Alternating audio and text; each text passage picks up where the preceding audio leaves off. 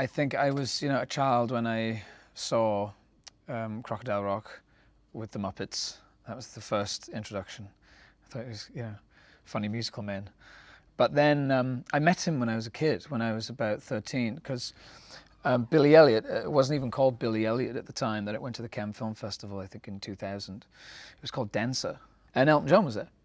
At the gathering and reception afterwards, he came over to me and the director, and he was still just kind of shaking and weeping. And the film really connected with him. I think certainly the relationship between Billy and his father, I think, was something he really identified with. And now, having read so much about Elton and read books about him and seen footage of him, I can kind of understand why now. So yeah, he's a very kind of special person in my life. He was one of the first kind of real mega stars that I'd ever met. And I appreciate him so much more knowing his life and what he's come through and his circumstances, everything he's achieved. He's a phenomenal rock icon. He's part of a lot of people's lives, but what he has done is astonishing. What he's had to deal with and the way he's come through it, knowing all of the kind of hardships he's had to face. It's difficult being one of the biggest icons in the world, I'm sure. The pressure of it must be enormous, and I think that's what our film certainly deals with. But I think the story of Elton John is a joyous one. I think he survived everything. He's a survivor. And I think that's an exceptional story. I think it's a joyous story. It's a celebration of just a fantastical life. I think he's a man with a big heart, and he really wears it on his sleeve. I think that it really comes through in what Taron's doing with his performance. I just thought this was so fantastical. And I thought if an Elton John story was going to be told, this is exactly how it should be told. It's the right tone, it's colourful, it's vibrant, it's psychedelic, it's dark. It goes to some dark places as well. It was the fantastical elements of it. I just thought that there's no other way of telling this story, really. And I loved his music. I think that was the other thing, reading through the script. As the script progressed, you're turning the page and you're like, that's a classic hit. And that's another hit. And that's another hit. You forget how many kind of great songs these guys have produced. So just to be a part of that legacy, to be a part of the telling of that story, I felt very honoured to be a part of it. Some of the songs have been, reworked to kind of fit our story narratively, which I think is very clever. The music kind of tonally progresses us. I love how all those lyrics that were written years ago are now being totally kind of reimagined and reconstructed narratively to tell their stories.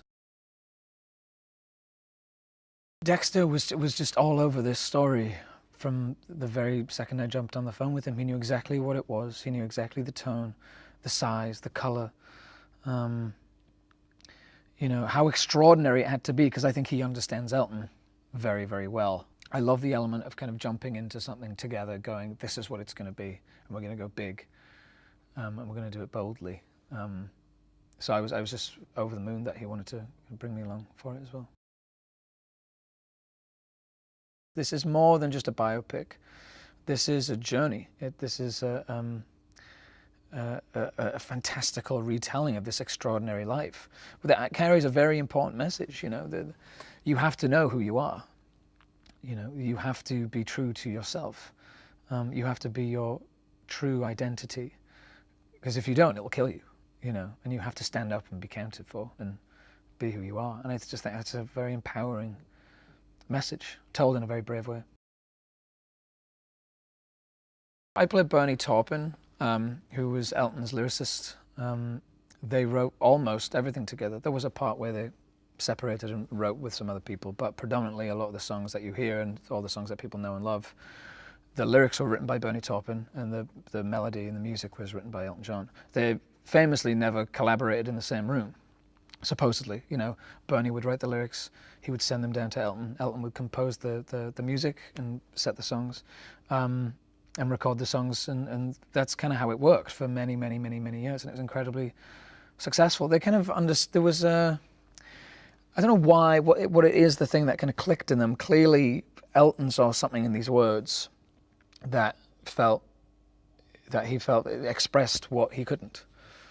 Yet he had all these amazing melodies in his brain that were just kind of coming out of this kind of genius mind that obviously Bernie wasn't privy to, that he didn't have coming out of him. So it's this kind of beautiful, harmonious marriage. It's kind of lightning in a bottle.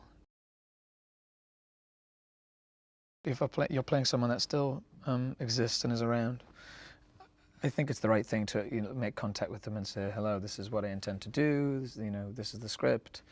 What do you think? What are your thoughts? How would you have done this? Some of that. And he was very generous with his time and his thoughts and all that stuff. The amount of inner turmoil I think Elton has had to live with throughout his life, it just makes all that stuff incredibly challenging for him. So to have someone like Bernie who's just persistent and consistent in your life is just, it's everything, And the way Elton talks about Bernie is so loving. It really is. I mean, I've seen many a documentary where they'll kind of tear up talking about one another. The bond is very profound. It's miraculous what he's done. His singing voice is outrageous. It was good before, but I think the strength in his voice now is quite remarkable. It's a true transformation, and it's not an impersonation either. I think that's an important distinction. This is his own version, his own understanding of who this man is, and he's breathing life into these parts of him that only existed behind closed doors, and he's bringing that to the surface. And he's had to go to some quite dark places. But he's done an extraordinary job, I think he's brilliant. The costumes are brilliant. I think at his wedding to Renata, I wear this like leather suit, just kind of extraordinary.